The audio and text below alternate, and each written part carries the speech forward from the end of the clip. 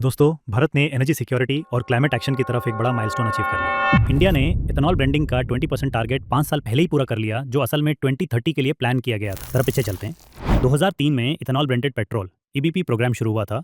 उस वक्त सिर्फ 5% ब्लेंडिंग का मॉडेस्ट टारगेट था। फिर भी उससे आगे बढ़ते हुए एक बड़े सफर के बाद आज हम E20 रोल आउट के एरा में हैं। प्रोडक्शन नंबर्स ही प्रोग्रेस का प्रूफ हैं। 2014 में इथेनॉल प्रोडक्शन सिर्फ 38 करोड़ लीटर था। आज वो बढ़कर 661 करोड़ लीटर को क्रॉस कर चुका है। और इसका इम्पैक्ट सिर्फ एक सेक्टर तक सीमित नहीं रहा। भारत ने लगभग 1,36,000 करोड़ के ऑयल इंपोर्ट्स बचाए।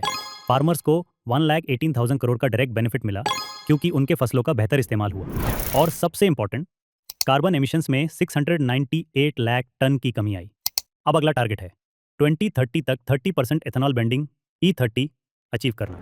लेकिन यहाँ चैलेंजेस भी हैं। कुछ लोग कह रहे हैं कि हायर एथेनॉल ब्लेंड से माइलेज थोड़ा गिरता है 1 to 2%, और पुरानी गाड़ियों में रस्टिंग या मेंटेनेंस इश्यूज आ रहे हैं। लेकिन ARAI, इंडियन ऑयल और अदर टेक्निकल इंस्टीट्यूट्स के हिसाब से ये इम्पैक्ट लिमिटेड है और performance by and large safe है। ये भी याद रखिए कि ब्राजील और अमेरिका जैसे देश पहले से ही high ethanol blend successfully use कर रहे हैं। मतलब डायरेक्शन बिल्कुल सही है। हमें बस ट्रांजिशन को स्मूथ और कंज्यूमर फ्रेंडली बनाना होगा। एथेनॉल ब्लेंडिंग की खासियत ये है कि ये एक ही वक्त पर एनर्जी सिक्योरिटी, फार्मर्स इनकम और क्लाइमेट चेंज मिटिगेशन तीनों पे पॉजिटिव इंपैक्ट डालता है। तो सवाल ये है, आपको क्या लगता है, क्या E20 रोल आउट भारत के लिए एक बून बनने वाला है या फिर कुछ हेडेक लेकर आएगा? अपनी थॉट्स कमेंट्स में जरूर शेयर करें।